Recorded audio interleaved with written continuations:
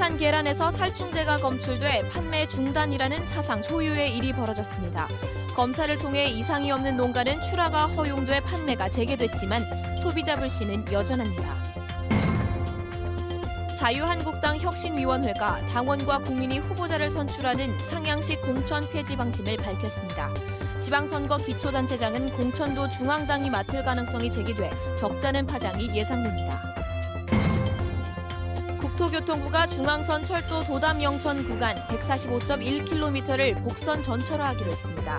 문재인 대통령이 광복절 경축사에서 언급했던 안동 임청각의 원형 복원 사업이 속도를 내게 됐습니다. 형편이 어려운 어린이들을 돕는다며 전국에서 기부금 128억 원을 모아 호화 생활을 한 일당이 서울에서 잡혔습니다.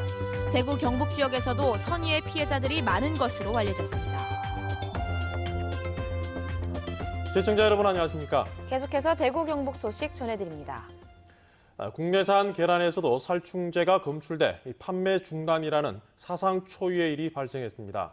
학교 급식에서도 계란을 빼도록 하는 등 혼란스러운 상황은 하루 종일 이어졌습니다. 검사를 통해 이상이 없는 계란은 출하가 허용돼 대형마트 등지에서 다시 판매가 재개됐지만 소비자들의 불신은 여전합니다. 김은혜 기자가 취재했습니다. 경북 동물위생시험소 직원들이 영천의 한 양계 농가에서 계란을 수거하고 있습니다. 경북 지역 산란계 사육두수는 1,379만 4천여 마리, 전국에서 가장 많습니다. 두 가지 문제가 되고 있는데 두 품목하는 것이 아니고 27종에 대해서 농약에 대해서 27종에 대해서 다중 분석법으로 지금 검사를 하고 있습니다. 그래서 이 두 가지 이외에도 다른 것도 있다면 나올 수가 있는 그런 상황입니다. 현재까지 경북 지역 259곳 농가 가운데 검사가 마무리된 200여 곳과 대구 지역 3곳은 모두 살충제 성분이 검출되지 않았습니다. AI 여파에 따른 계란 부족과 소비 급감에다 살충제 파동까지 이어지는 이중고에 일부 농가에서도 불만이 터져나오고 있습니다. 교육을 시켜야 돼요. 정부 기관에서. 이런 거 사고 나니까 위생처가 조사한다. 대구시 교육청은 안전성이 확보될 때까지 급식에 계란을 재료에서 빼도록 지시했고 식당에서도 대체 재료를 사용하고 있습니다. 많이 당황스럽죠. 대체품이 언제까지 써야 될지. 전통시장에서는 계란 판매 금지가 아예 이루어지지 않았습니다. 아직은 쓰고 있대요. 그런데 이거는 아직까지 이쪽에는 그게 없으니까. 지금은 계란이 되는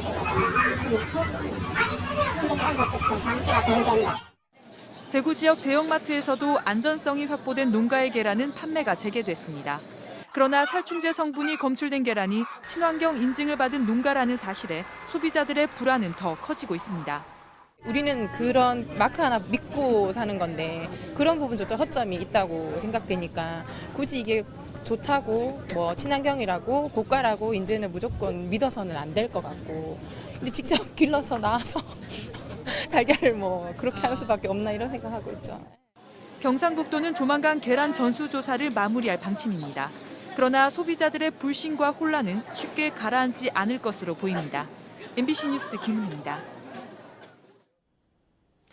자유한국당 혁신위원회가 각 지역 당원과 국민이 선거 출마 후보자를 뽑는 상향식 공천 폐지 방침을 밝혔습니다. 중앙당이 모든 걸 알아서 하겠다는 얘기인데 당장 내년 지방선거 기초단체장 공천도 중앙당이 맡을 가능성이 커지면서 작지 않은 파장이 예상됩니다. 보도에 윤영균 기자입니다. 자유한국당 혁신위원회는 지역 여론을 수렴하는 상향식 공천을 폐지하기로 한 이유로 두 가지를 들었습니다. 하나는 지난 총선에서 실패한 방식이고 두 번째는 상향식 공천이 특정 지역사회 정치권의 기득권 재생산에 유리하다는 것입니다. 당장 당내 중진 의원들이 반발하고 나섰습니다. 국민과 당원의 여론을 반영하는 상향식 공천을 포기하면 공천이 아닌 말 그대로 사천이 돼 특정 권력자 입맛에 맞는 인물만 찾게 된다는 것입니다. 20대 총선 실패가 상향식 공천 다시가 그건 아니지 않느냐. 때에 따라서는 사실 전략 공천을 할 수도 소수로 할 수는 있겠지. 자유한국당은 기초자치단체장에 대한 공천도 시 도당이 아닌 중앙당에서 관리하는 것으로 공천 방식 변경을 추진하고 있습니다. 지방선거를 중앙당 뜻대로 하겠다는 뜻입니다. 이렇게 되면 후보 간 경선 자체가 없어지고 지역 여론보다 중앙당 권력자의 줄대기가 급급해질 가능성이 커집니다. 특히 자유한국당 중앙당은 지방선거를 싹쓸이해온 대구 경북을 대표적인 물갈이 대상으로 인식하고 있는 것으로 알려져 적잖은 정치적 파장이 뒤따를 전망입니다. 중앙당의 이 공천권이 강화되는 과정에서 일부 탈당해서 무소속으로 출마를 한다든가 바른정당과의 어떤 합종 연행 이런 부분이 있을 수 있기 때문에 당내 반발을 의식한 듯 홍준표 대표는 혁신위원회의 의견일 뿐이라며 한 발 물러선 태도를 보였지만 지방선거를 코앞에 둔 상황에서 공천 방식 논란은 더욱 거세질 전망입니다. MBC 뉴스 윤영균입니다. 문재인 대통령이 광복절 경축사에서 대한민국 노블레스 오블리주의 상징이라고 언급한 안동 임청각이 새롭게 주목받고 있습니다. 멀리서 관광객이 찾아오는가 하면 원형 복원 사업도 본격 추진됩니다. 이호영 기자입니다. 보물 182호 안동 임청각.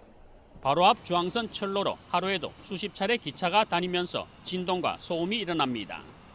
철로가 임청각을 가로막은 것은 1942년 일제강점기 때 임청각 마당에 중앙선 철도 개설 이후 지금까지 70년이 넘었습니다.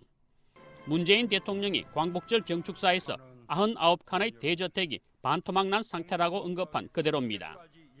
국회의원이었던 문 대통령은 지난해 5월 27일 홀로 임청각을 찾아 석주 이상용 선생의 증손자로부터 임청각의 현실을 들었습니다. 그리고 임청각의 완전한 복원을 다짐한다는 글을 남겼습니다.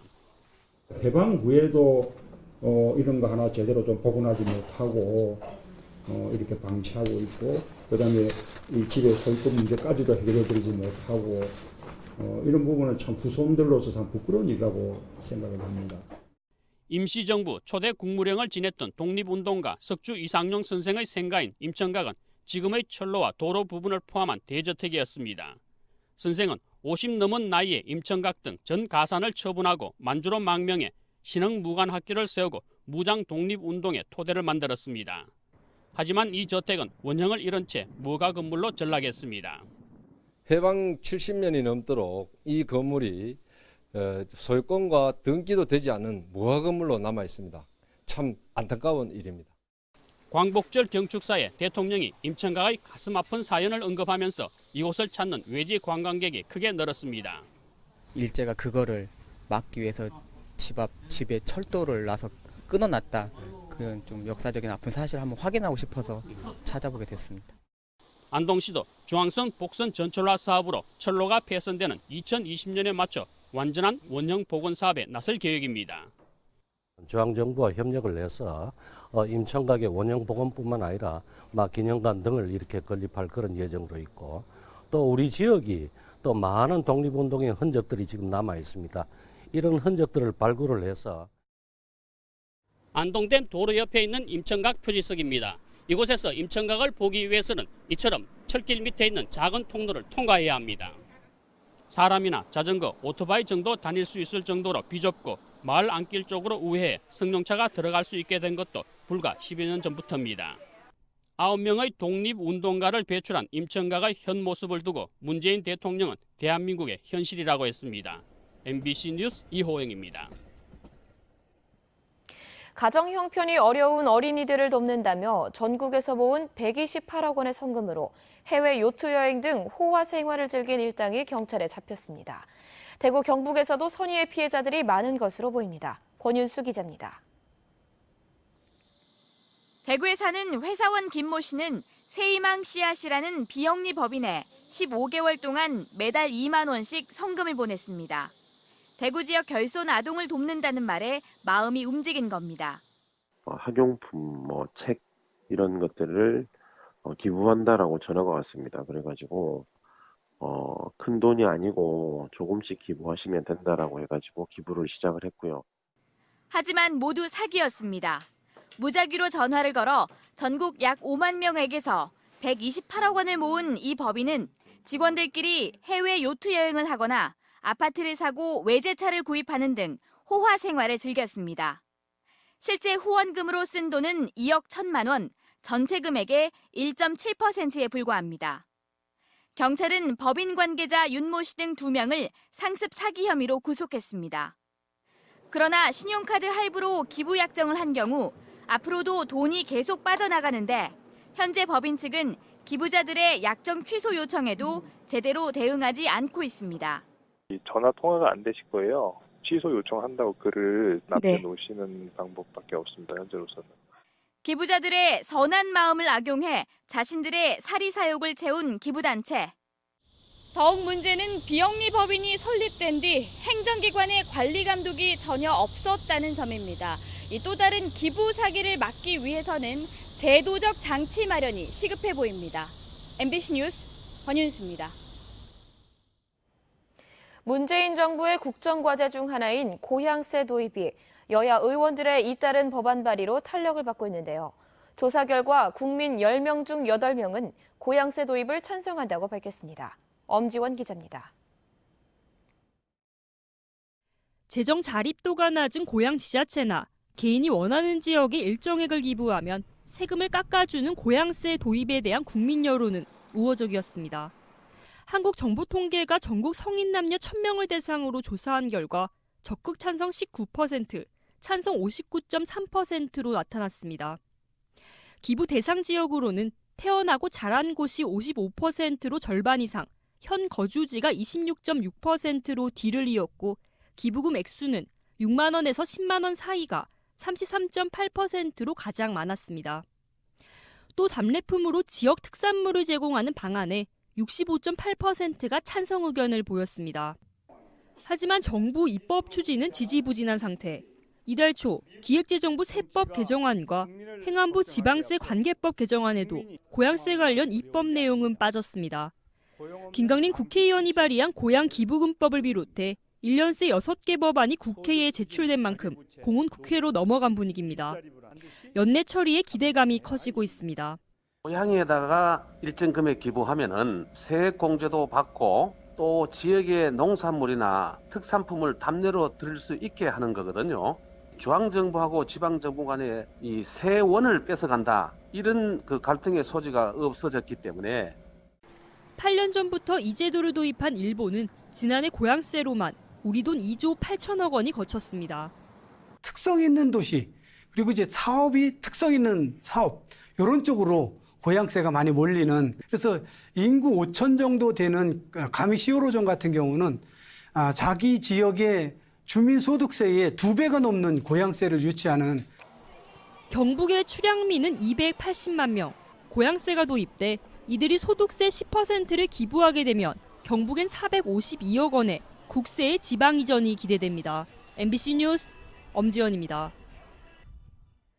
사드 배치 반대 주민과 단체들이 전자파 소음 측정 결과를 인정하지 않고 있는 가운데 국방부가 사드 체계 최종 배치를 위한 절차를 진행하고 있습니다. 국방부는 내일 오후 3시부터 2시간 동안 성주군 초전면 농협 하나로마트에서 지역 공개 토론회를 열어 북한 핵미사일 위협과 사드의 군사적 효용성, 환경 영향 평가의 목적 및 활용 방안 등을 주제로 전문가들이 발표와 토론을 합니다. 하지만 사드 반대 주민들은 국방부의 일방적인 공개 토론회에 참석하지 않겠다고 밝혔습니다. 대구는 1970년대 우리나라 현대 미술을 주도적으로 이끌면서 주목받았는데요. 대구 현대미술가협회가 이 같은 전통을 계승하고 발전시키기 위해 기획 전시회를 열었습니다. 이상원 기자가 보도합니다. 대구문화예술회관 전시실 공간 13개가 모두 현대미술 작품으로 꾸며졌습니다.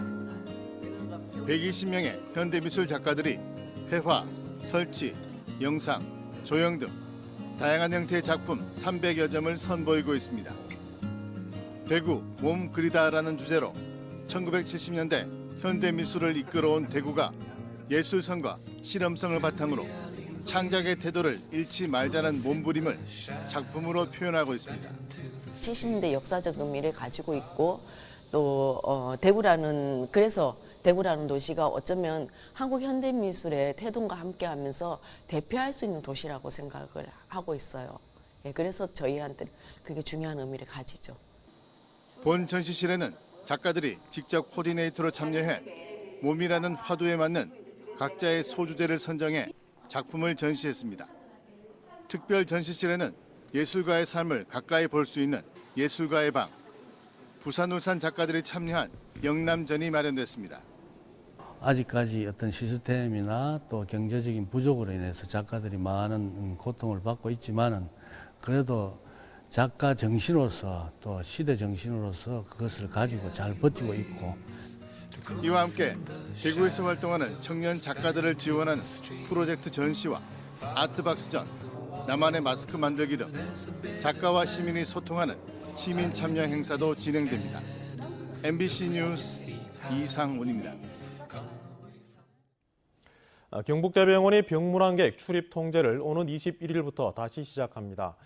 경북대병원은 지난달 중순부터 제2메르스 사태를 예방하기 위해 병문안 시간을 제한하기로 했는데 노동조합이 직원 사생활과 자유를 침해한다며 법원에 출입 방해 금지 가처분을 신청해 잠시 중단됐습니다. 그러나 법원은 감염병 확산 방지를 위해 출입 통제가 불가피하고 병원의 개인정보 수집은 기본권의 정당한 제한이라면서 노조의 가처분 신청을 기각했습니다. 자유한국당 홍준표 대표가 전국 순회 방문 첫 일정으로 오늘 대구를 방문했습니다. 홍 대표는 오늘 저녁 7시 두리공원 코오롱 야외음악당에서 권영진 대구시장과 함께 다시 시작하겠습니다를 주제로 토크 콘서트를 열고 정부 정책과 정치 혁신 등에 관한 의견을 이야기했습니다. 홍 대표는 토크 콘서트에 앞서 선문시장을 찾아 대선 지지 감사 인사를 했는데 이달 말까지 전국 약 10개 지역을 방문할 계획입니다. 대구시는 지난 5월 중순부터 시작된 정기감사 도중 사의를 표명한 신창규 대구 의료원장의 사표를 오늘 수리하고 모레 면직 처리할 예정이라고 밝혔습니다. 대구시는 지난달 7일 감사 결과를 토대로 신 원장에게 해임 요구를 통보했지만 이에 대해 신 원장이 이의를 제기하자 대구시는 재심 절차를 거쳐 경고로 감경 처분했습니다. 대구지방경찰청 광역수사대는 건설업체의 약점을 잡아 돈을 뜯은 혐의로 사이비 기자 67살 A씨 등 4명을 구속하고 4명을 불구속 입건했습니다. A씨는 2013년 초 경북의 한 폐기물 처리업체 오염 현장 사진을 찍어 기사를 쓸 것처럼 말하고 돈을 받는 등 지난해 말까지 12곳에서 천여만 원을 뜯은 혐의를 받고 있습니다. 적발된 8명 가운데 환경 관련 신문 기자를 제외한 3명은 신문 보급소 운영자들로 환경오염 문제를 지적한 뒤 신문 구독료나 광고비를 뜯어낸 것으로 드러났습니다. 구미에 있는 한 대형마트 내 식당을 이용한 손님들이 집단 식중독 증세를 보여 보건당국이 조사에 나섰습니다. 구미 보건소에 따르면 어제 구미에 있는 한 대형마트 내 식당에서 해산물 등을 먹은 손님 10명이 설사와 복통, 구토 증세를 보여 병원에서 치료를 받았습니다. 보건당국은 식중독 증세를 보인 환자와 식당 조리 종사자 등 20여 명의 가건물과 음식 등을 채취해 보건환경연구원에 역학조사를 의뢰했습니다. 네, 지금까지 대구 경북 소식 전해드렸습니다. 시청해주신 여러분 고맙습니다.